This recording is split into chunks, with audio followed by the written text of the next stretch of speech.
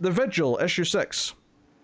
Ram V writing with Dev Paranamic on the art. This is the final issue of this series, but the ending, I'm happy to say, does have big bold letters saying the Vigil will return.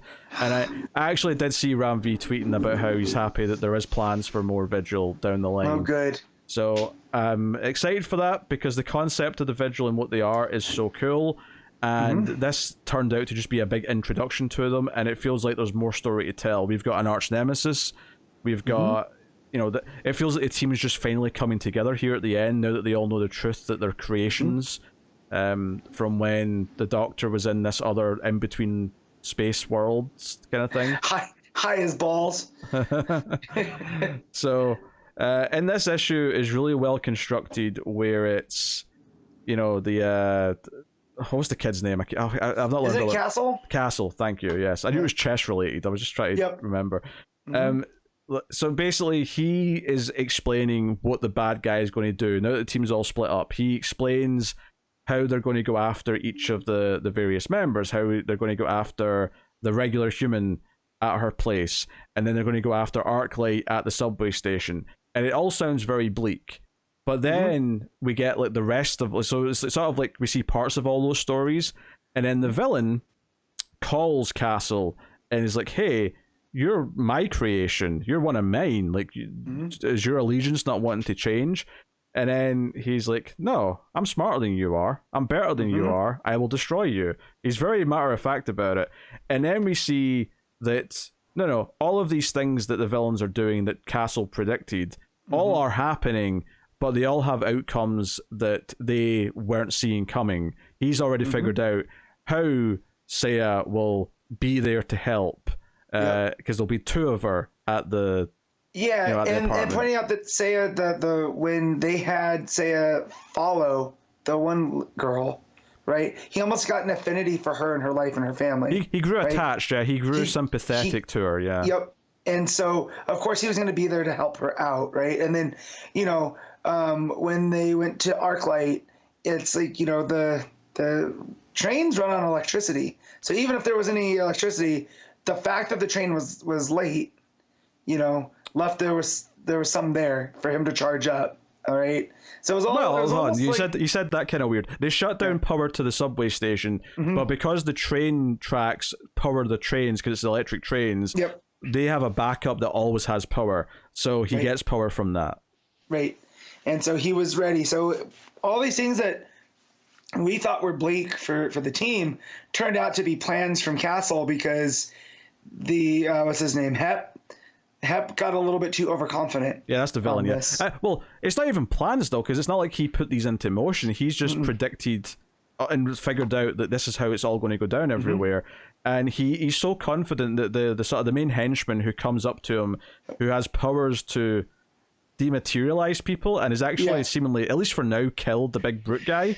He comes up with his gun. He's got Castle right in his sights, and he's smirking. And Castle basically is like, here's what's happening. This is how these other things are all going down. And I'm so confident they're going to go our way. You should just take your shot. And he does. It doesn't work. He's fine.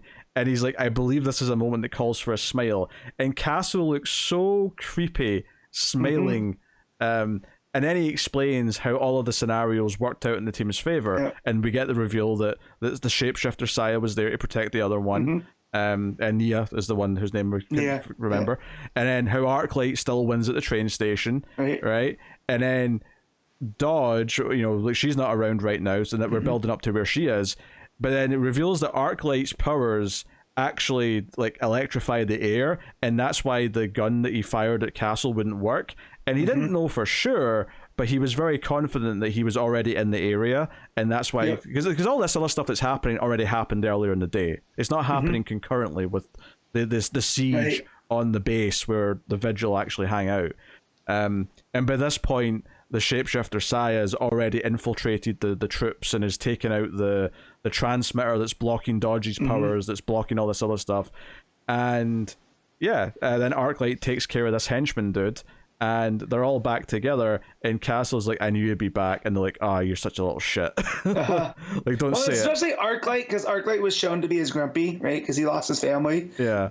So see how it is, like, I still don't like you. He's like, yeah, I know. That was kind of the vibe that I was getting from him. It's a big hero moment though, even though it's really dark, because Arclight basically disintegrates this henchman dude, and the panel is just the fragments of him in the air, and it reveals Arclight standing behind him with the others, and it's like, this is like a hero moment, but you also just disintegrated someone, which is kind of dark. So for sure, it's a great moment though. But the bad guys have got a bunch of helicopters and stuff coming. The Doctor comes in and says, "Hey, we need to go. Come in here now." And they're all in together, and it turns out that Dodge has been out of commission because she's been hooked up to that. It's a bit effectively their Cerebro, but instead of like amplifying psychic abilities, it amplifies her ability to sort of like phase and shift, and it basically turns what they're in into a ship that can go into the space between spaces, which you were joking earlier. The bleed is where they're going, so they're in between dimensions where they go. And for some reason, when they do this, it rains fish. All the bad guys are like hit with fish. And Hep's not very happy about this. So this is the big cliffhanger. It's like, no, they've gotten away from the bad guys. They're kind of more a full-form team now. And it feels like a setup for a sequel. It feels like a setup for the rest of the story. So, yeah, the Vigil will return. This is not the end of the story. And we were hoping for this. We were hoping this one, because it didn't feel like it was going to have time to wrap everything up. So I am very pleased that this is like, no, there's a second series or something coming later, or whatever it's going to be. But this story's not done. Like, these characters are too interesting to just quickly wrap up and never see again. Yeah, and I wonder what's going to happen to you going forward, because they also mentioned that the Doctor, when he thought of all of the Vigil, he thought of them as a team and them working complementary to each other. Yeah. Right?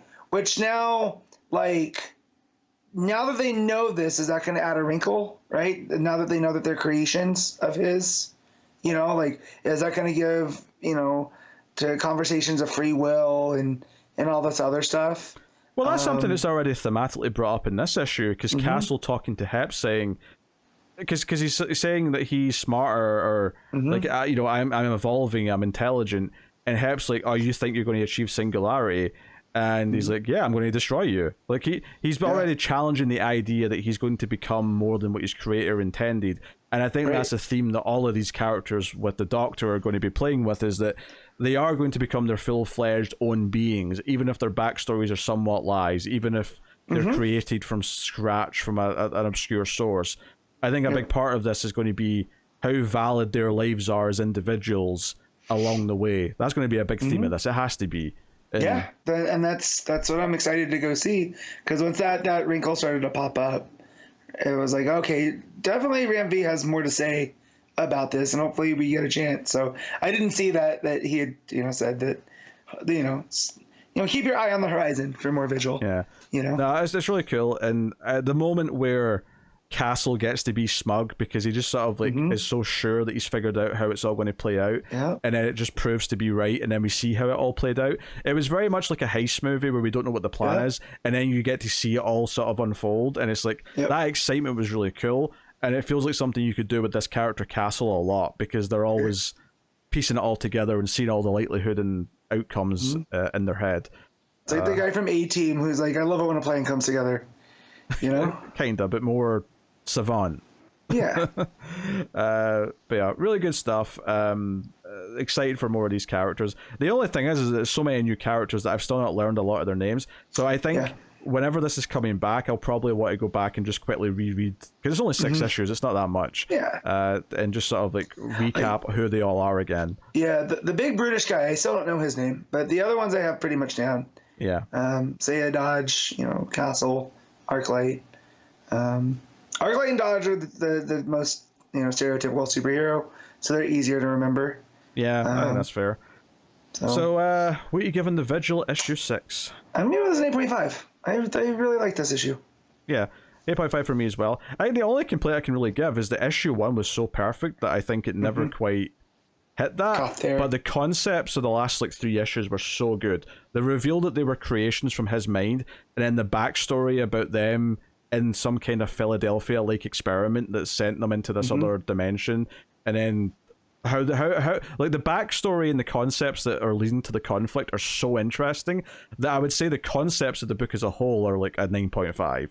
But I would say it's an individual issue. I think issue 1 was like a solid 9.5 and the best one. Yeah, because that was so strong. But I do like how he seeded as it went. Like, you got to uncover things almost like your castle yourself, right? And you start putting together their ideas and what they're capable of and how they're going to be used. And I think that was a really good sense of, I don't know, maybe he didn't do it on purpose, of almost like meta storytelling from Rambi. Yeah. Because we all know that he likes to put the idea of ideas and creations and that type of stuff. And this went full force into that.